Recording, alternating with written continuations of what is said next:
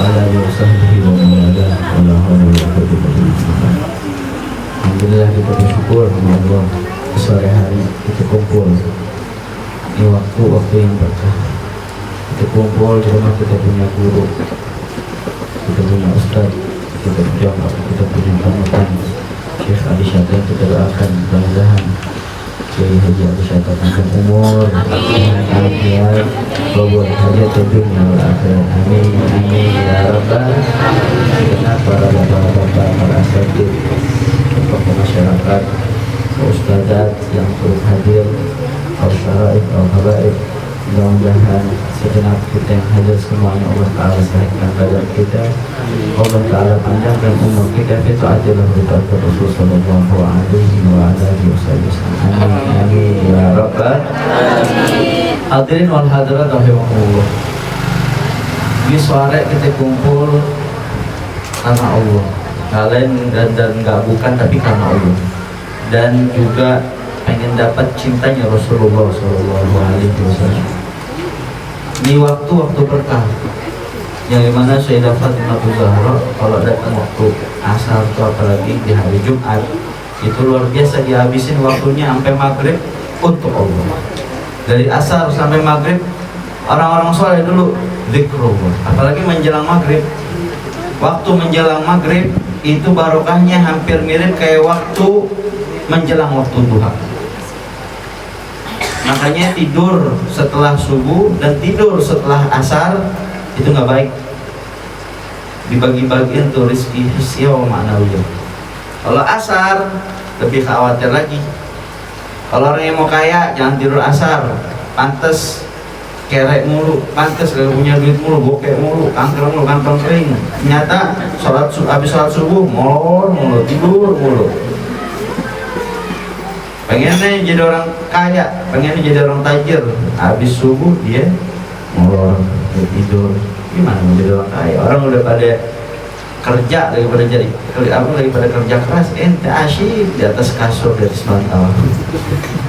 Usaha, harakatul barokah. Setiap gerakan tuh ada barokah. Yang laki, yang perempuan sama. Habis subuh nggak boleh, jangan tidur. Asar lebih serem lagi. Orang kalau tidur habis asar, kata ulama 40 hari dia tidur habis asar bisa gila. Jangan dites. Kita nyoba yang bener, Bib, saya tes nih. Jangan pakai dites-tes. Ulama kalau ngomong nggak sembarangan, kayak orang dulu tuh kalau ngomong tuh juga nggak sembarangan. Jangan begini, Pak Mali. Jangan begini, Pak Mali. Jangan pakai payung di dalam ruangan, Pak Mali. Kan suka begitu. Orang dulu tuh kalau bilang Pak Mali juga masya Allah. Mulutnya orang dulu beda sama orang sekarang. Orang sekarang mulutnya kebanyakan makan micin. Kalau orang dulu biasa, susah keras dibikin bumbu.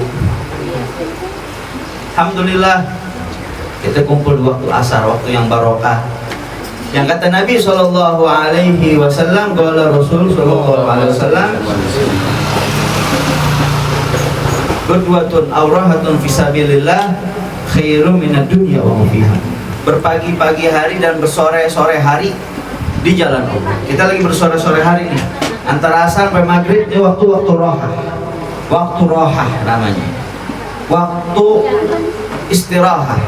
Antara asar sampai maghrib. Di situ kita kumpulnya karena Allah, kita pakai itu untuk zikir, kita pakai untuk istighfar.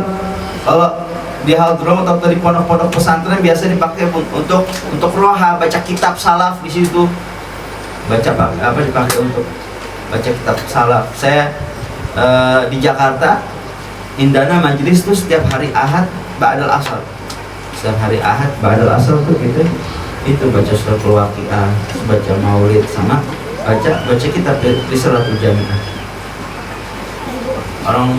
Orang dulu gitu habis asar dia nggak pakai asarnya buat tidur, tapi buat ibadah, apalagi buat Allah. Siapa orang yang antara waktu asar sampai maghrib di waktu rohanya digunakan untuk mencari ridha Allah, duduknya dia di majelis ilmu di waktu asar khairum minad dunya wa fiha, lebih bagus daripada dunia masih isinya. Dunia masih isinya dikasih ke dia, nggak ada apa-apanya dibandingkan dia duduk karena Allah di waktu asar dan maghrib. Karena ini dunia punyanya Allah. Dunia nggak bakal kita bawa mati, tapi kita mati bakal menghadap Allah Subhanahu wa Ta'ala. Hadirin wal hadirat rahimakumullah. Sekarang kita ada di pertengahan daripada bulan Rabiul Awal. Masuk nih di 12 Rabiul Awal. Yuk sama-sama. Bulan Rabi' udah datang sama kita. Rabiul Awal udah datang sama kita. Bulan Maulid kita kenal Maulidan, kita keliling sebagian tempat bahkan sampai bikin 40 harian keliling. Yuk, udah terlalu cuek kita sama sunnah-sunnah Nabi Muhammad. Sampai kapan kita cuek? Sampai kapan? Udah bukan waktunya lagi kita cuek sama sunnah Nabi Muhammad SAW. Kita hidupin sunnah-sunnahnya. Ya, Nabi Muhammad perhatian sama kita. Kita hidupin sunnah Nabi Muhammad. Kita hidupin akhlaknya Nabi Muhammad. Bagaimana Nabi Muhammad pintar ngejaga perasaan saudaranya, kita juga harus pintar ngejaga perasaan saudara kita. Nabi Muhammad murah senyum. Nabi Muhammad begitu indah, luar biasa wajahnya. Kalau kita mau cari wajah yang paling ganteng, paling cakep, nggak ada lain kecuali wajahnya Nabi Muhammad. Kita mau lihat orang yang paling benar, nggak ada orang yang paling benar kecuali Nabi Muhammad. Nggak ada orang yang paling mulia dimuliakan yang maha mulia kecuali Nabi Muhammad. Yang paling tegas Nabi Muhammad, yang paling rahmat, yang paling sayang, paling cinta, yang sampai paling romantis, paling sabar, paling ikhlas, paling sungguh-sungguh, paling sehat, paling kuat, itu Nabi kita Muhammad Sallallahu Alaihi Wasallam.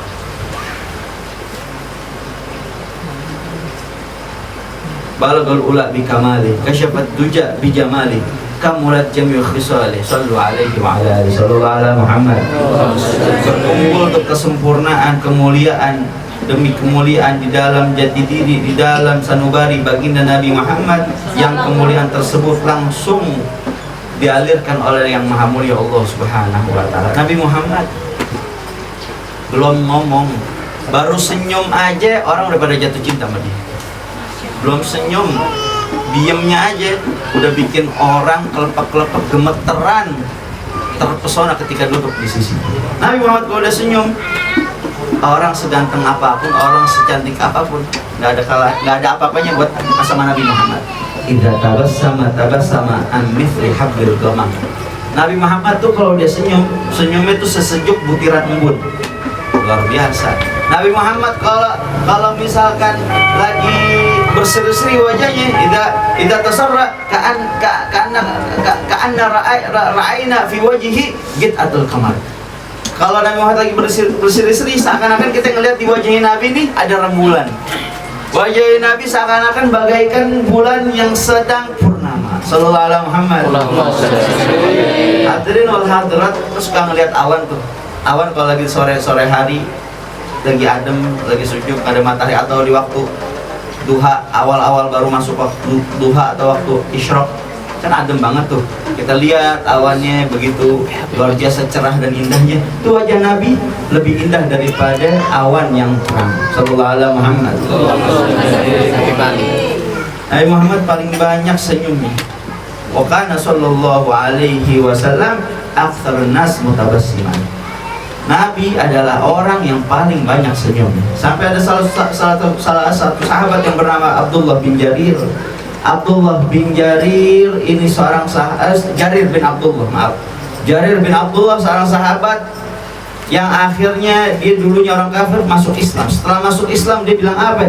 Mundu aslamtu ma ra'a Rasulullah sallallahu alaihi wasallam illa mutabassiman. Semenjak aku masuk Islam belum pernah tuh aku bertemu sama Rasulullah, wajahku bertemu dengan wajahnya, melainkan aku temui Rasulullah dalam keadaan tersenyum kepadaku. Sallallahu alaihi Muhammad.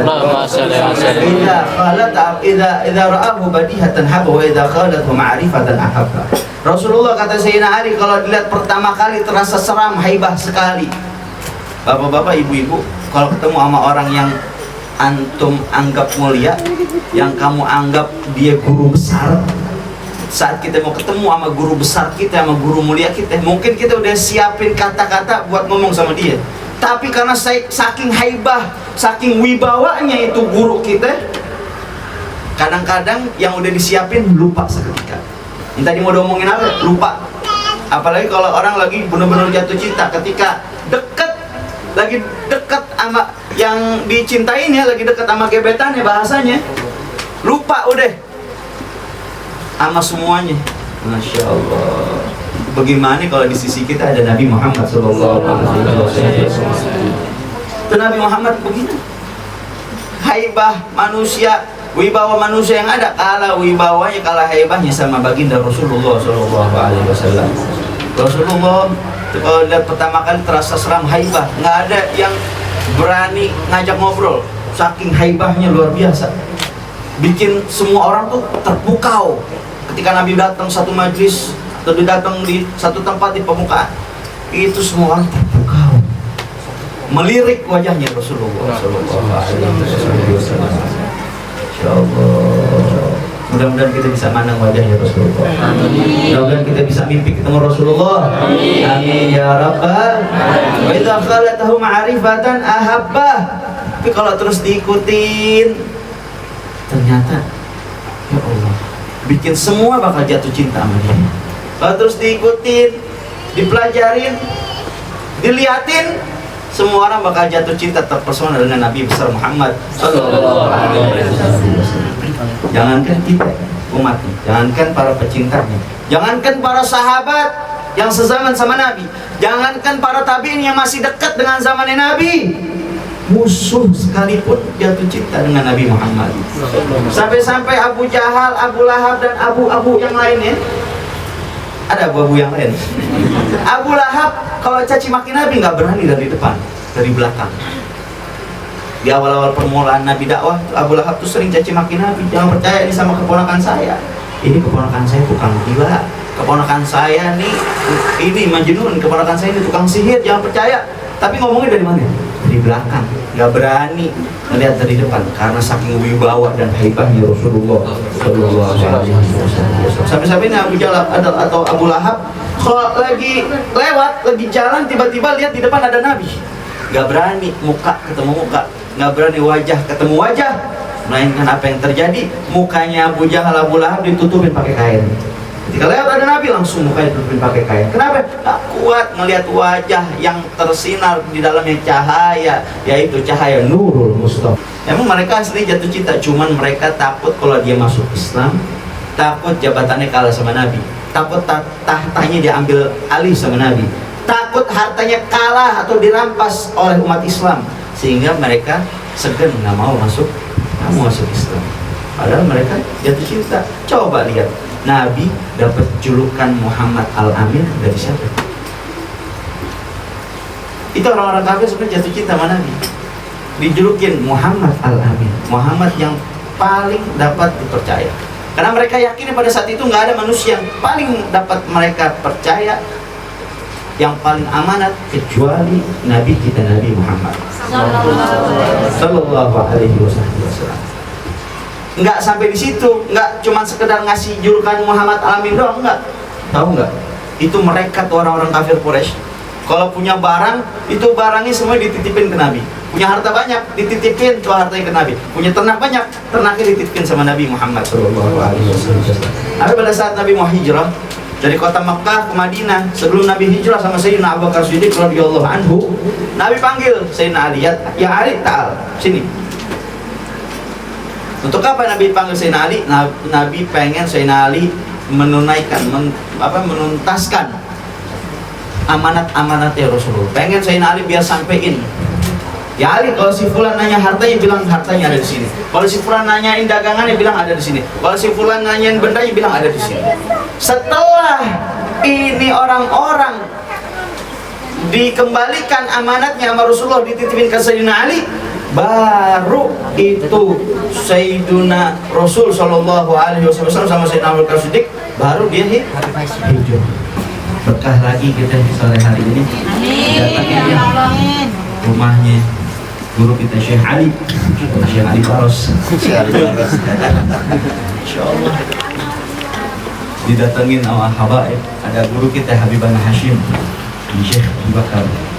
Kita doakan mudah-mudahan Habibana Hashim bin Syahab, astagfirullah. Kita doakan mudah-mudahan guru kita Habibana Hashim bin Syahab, Allah Ta'ala panjangin umurnya, sehatin badannya, gabulkan segala hajatnya. Amin amin ya rabbal. Saya keinget sama perkataan Dewan Syekhan Bu Mustafa Al-Barat pernah bilang, beliau Syekhan, kalau rumahmu didatengin sama Habib, didatengin sama satu syarifah atau Habib, itu rumah kita lagi didoain sama Rasulullah. Mudah-mudahan nih sore hari ini nih kita semuanya lagi didoain sama Rasulullah. Amin ya rabbal. Kita udah tahu tuh senyumnya Rasulullah kayak gimana. Dan sungguh senyumnya Rasul Shallallahu Alaihi Wasallam tuh sesuatu yang paling berharga buat kita, sesuatu yang paling mahal dan istimewa buat kita, mahal banget, berharga banget. Kalau orang udah dapat senyumnya Rasulullah, insya Allah dia bakal bahagia dunia wal akhirat. Mudah-mudahan kita Allah takdirkan nanti atau dari sekarang atau secepatnya bisa mimpi ketemu Rasulullah. Pada saat kita bertemu Rasulullah dalam keadaan tersenyum redha sama kita. Amin. Amin ya rabbal alamin. Kembali ke cerita tadi tuh, Sayyidina Ali nggak bisa hijrah sama Nabi. Kenapa? Karena di situ Sayyidina Ali diamanatkan sama Rasulullah untuk menunaikan amanat-amanat orang-orang kafir Quraisy yang nitip barang sama baginda Nabi Muhammad Sallallahu Alaihi Wasallam. Coba ibu-ibu, bapak-bapak punya musuh. Lihat nih, ini yang nitip barang sama Nabi siapa? Musuhnya Nabi.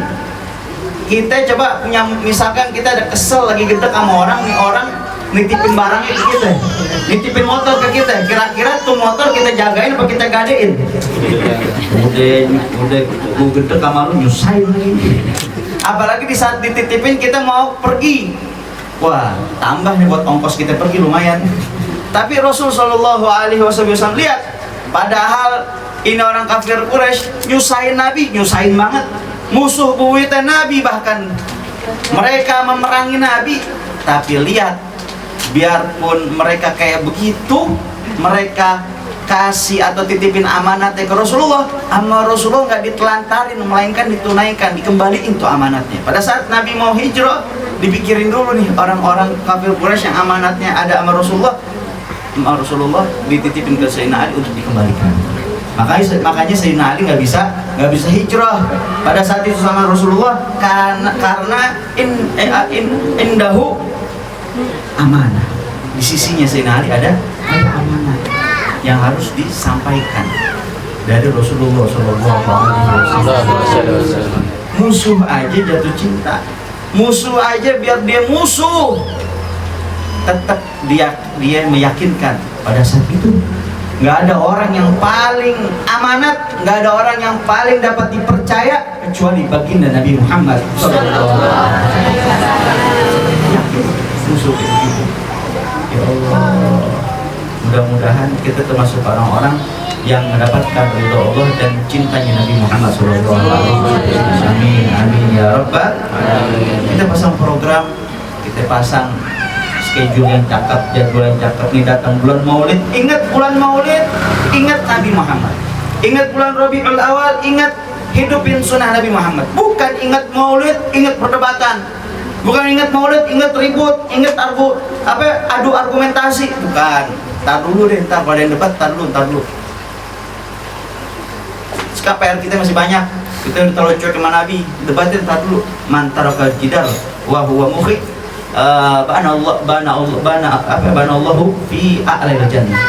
Bana Allah ghasar fi a'lal jannah. Wa man taraka jidal wa huwa ghairul muhib. Bana Allahu lahu ghasran fi asfalil jannah. Siapa orang meninggalkan perdebatan padahal dia butuh buat berdebat untuk membela yang benar, tapi ditinggalin tuh perdebatan tersebut. Misalkan kayak ada orang nyalahin Maulid, kita tinggalin, nggak debat sama Allah. Orang kayak begitu dibangunin sorga, dibangunin istana dalam sorga yang paling tinggi. Terus buat orang yang ninggalin perdebatan, yang dia nggak butuh-butuh banget buat berdebat, ada orang ngajakin debat dia nggak butuh-butuh banget, sama Allah juga dibangunin sorga di dalam dibangunin istana di dalam sorga yang paling tinggi. Insya Allah. Jadi yang namanya ninggalin perdebatan nih, pahalanya begitu besar dari Allah Subhanahu Wa Taala. Tapi ada satu sisi kita juga harus membela. apalagi membela agama Allah dan Rasul Sallallahu Alaihi Wasallam. Rasulullah rahmatnya luar biasa. Siapa orang ya'fu, Rasulullah itu pemurah, pemaaf. Ya'fu anil dzambi fi haqqihi wa sababihi. Di dalam Maulid tiba, Rasulullah tuh pemaaf, suka maafin orang-orang yang buat salah sama Rasulullah. Fi haqqihi, di dalam haknya Rasulullah, sama Rasulullah dimaafin. Tapi kalau fi haqqillah, nggak ada orang yang berani nimpalin, atau nggak ada orang yang berani berdiri ketika Nabi lagi murka. Kalau masalah pemaaf, Nabi pemaaf banget, Nabi pemurah banget. Tapi ada satu hal, Nabi memutuskan untuk berperang kadang-kadang. Ada satu waktu Nabi kadang-kadang memutuskan untuk mengambil jalan perang. Tapi ngajak perangnya Nabi bukan kayak kita nantang-nantang musuh. Nabi ngajak, kadang mengumumkan untuk perang. Di situ ada visi dan misi yang istimewa. Karena sayangnya Nabi, ini orang kalau nggak diingetin jadi orang kafir terus, mati dalam keadaan kafir. Adanya di mana? Di neraka. Nabi perangin biar dia tobat. Niatnya Nabi biar dia masuk Islam. Diperangin sama Nabi. Setidaknya dia tobat, dia nggak jadi masuk neraka. Jadi Nabi itu pengen ngasih peringatan sebenarnya, bukan sekedar nantang-nantang musuh, pengen bunuh musuh, pengen dibilang wah, pengen dibilang gagah ini dan itu. Enggak Allah, enggak begitu. Tapi karena sayang sama dia tak atau ini orang setelah diperangin nggak masuk Islam juga, Nabi bunuh. Nabi suruh para sahabatnya bunuh. Kadang-kadang Nabi suruh bunuh. Ngebunuhnya Nabi atau ngebunuhnya para sahabat juga bukan karena kekejamannya sahabat atau Nabi, bukan, tapi karena rahmat. Ini orang kalau sampai mati dia kafir, dosanya banyak, mendingan daripada dikebanyakan sedang jalan tapi masih daerah kawasannya, belum keluar daripada kotanya. Kata Rasulullah pas tanya, kamu nih sedang memotong sholat lagi kosor apa lupa? Kata Rasulullah apa? Kosor tuh wala nasi itu. Aku nggak motong sholat dan aku nggak lupa. Masya Allah. Lihat jawaban Nabi. Karena apa? Pengen buat jadi pelajaran untuk umatnya. Perhatian Nabi untuk umatnya Sallallahu Alaihi Wasallam. Kalau Nabi sholatnya terus nggak ada salahnya, kita bagaimana nanti ketika kita lupa dalam sholat kita? Dan salahnya Nabi itu bukan karena Nabi semata-mata salah, semata-mata Nabi lupa, enggak. Nabi nggak lupa. Nabi ingat, cuma Nabi mau ngasih pelajaran buat kita. Karena sayangnya Nabi biar ada dalam keadaan apapun, ada butuhnya, ada uswahnya, ada patokannya, ada pelajarannya, ada yang bisa kita tiru dalam aspek kehidupan kita. Kalau Nabi nggak pernah ribut dengan istrinya, nggak kita kalau di saat kita ribut sama istri kita, siapa yang kita ambil pelajaran? Lihat Rasulullah Shallallahu Alaihi Wasallam. Istilah cemburu pasti ada, istilah itu pasti ada, tapi kesemuanya begitu sempurna, begitu luar biasa, komplit di baginda Nabi Muhammad Shallallahu Alaihi Wasallam. Ajar yang penuh luar biasa. Sampai suatu hari karena cemburunya Sayyidatuna Aisyah, Nabi bawa makanan dari salah satu istri yang lain, tuh makanannya sama Sayyidah Aisyah sedikit digeser sampai jatuh tuh piringnya, sama Rasulullah dipumutin tuh makanan yang jatuh. Sampai Sayyidah Aisyah akhirnya marah, terus ngadu kepada ayahnya, yaitu Sayyidina Abu Bakar. Sampai ke ayahnya ditanya siapa yang salah adalah Rasulullah. Langsung Sayyidina Abu Bakar marah ketika mendengar kata Sayyidina Aisyah yang salah Rasulullah. Ketika Sayyidina Abu Bakar marah, itu Sayyidah Aisyah ketakutan melihat bapaknya marah, larinya ke siapa? Ngumpetnya balik lagi di belakang Nabi Muhammad Sallallahu Alaihi Wasallam. Nabi yang begitu luar biasa, baik, rahmat, sayang, dan tegas, juga kuat, juga bersih. Sebelum orang-orang pada sibuk sekarang yang namanya cuci tangan, dari dulu Nabi udah ngajarin cuci tangan yang benar, dan Nabi udah ngajarin banyak-banyak cuci tangan, 12 kali sejak sebelum kamu makan cuci dulu kedua tanganmu, sebelum kamu tidur ambil wudhu cuci tangan, bangun tidur wudhu lagi cuci tangan, cuci kaki, semua diajarin sama Nabi Muhammad. Goblaan takul iksir yadek, kata Nabi itu sebelum kamu makan cuci dulu kedua tanganmu. Kadang-kadang kita suka jorok, suka kotor, sampai tutorial cuci tangan sebelum sekarang viral di mana-mana, di wastafel mana ada pasti itu stiker cuci tangan 1, 2, 3 cara-caranya. Dari dulu udah diajarin tutorial cuci tangan yang benar sama baginda Nabi Muhammad. Jangankan tutorial cuci tangan, cuci kaki sampai sela-sela kaki udah diajarin sama Nabi Muhammad. Sampai sikil-sikilnya tahu sikil udah diajarin sama Nabi kita Muhammad. Jangankan tangan, kaki kita disuruh bersihin sampai kuku-kukunya. Luar biasa. Hati-hati, takutnya ntar ada virus yang ngajarin kita buat banyak-banyak cuci kaki. Insya Allah. Sampai nih tempat kumpulnya bakteri ini barojim yang sekarang orang apa tuh namanya salamannya pada begitu tos-tosan di tempat kumpulnya bakteri barojim. Rasulullah tutup di dalam tutorial wudunya cuci tangan suruh bersihin, suruh dibasuh. Sampai cuci tangan nih saking bersihnya, saking cakepnya. Syariatnya Rasul Shallallahu Alaihi Wasallam nggak cuma 3 kali doang, 6 kali tuh telapak tangan dibasuh.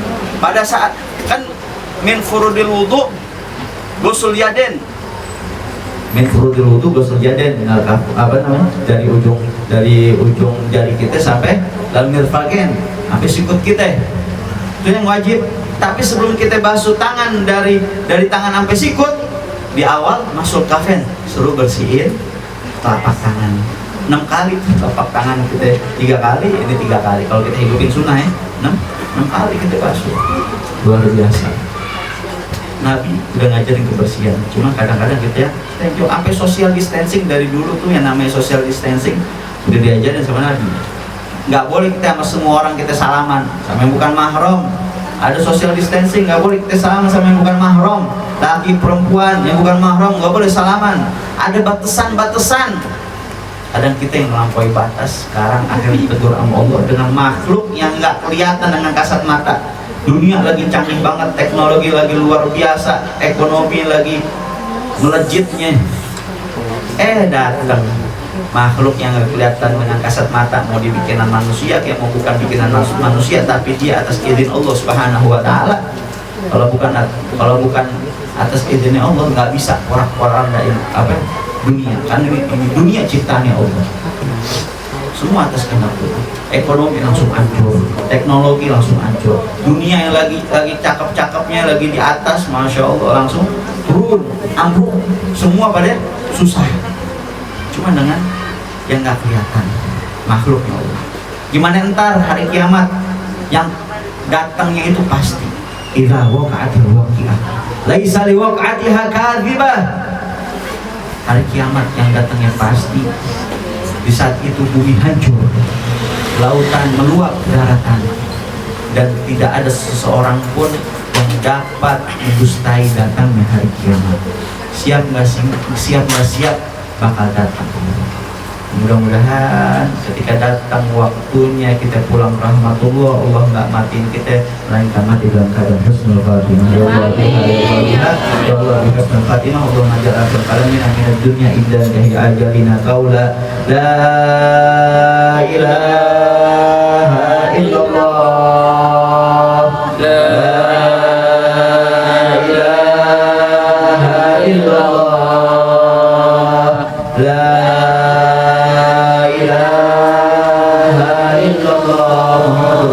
sallallahu alaihi wasallam alaihi nabiyya wa alaihi namut wa alaihi nub'atu insyaallah ta'ala birahmatika ya arhamar rahimin ya arhamar rahimin ya arhamar rahimin. Allahumma inna nas'aluka 'ilman nafi'an wa rizqan wasi'an wa 'amalan mutakabbalan wa dhanban maghfuran ya arhamar rahimin. Allahumma inna nas'aluka al-afwa wal afiyah wal ma'afata fid dunya wal akhirah. Ilahi bi jahil anbiya wal malaikah wa bil awliya ijadna bil ijabati. Ilahi tawassalna bi qur'anikal karim tunawwir basirati wa sam'i wa muqlati. Rabbana atina fid dunya hasanah wa fil akhirati hasanah wa qina adzabannar. Wa sallallahu alaihi wasallam Muhammad wa ala alihi wasallam walhamdulillahi rabbil alamin. Saya dapat sampaikan Syawi bin Haidar al-Habsyi, minta maaf wa minkum. Wassalamualaikum warahmatullahi wabarakatuh. Waalaikumsalam warahmatullahi wabarakatuh.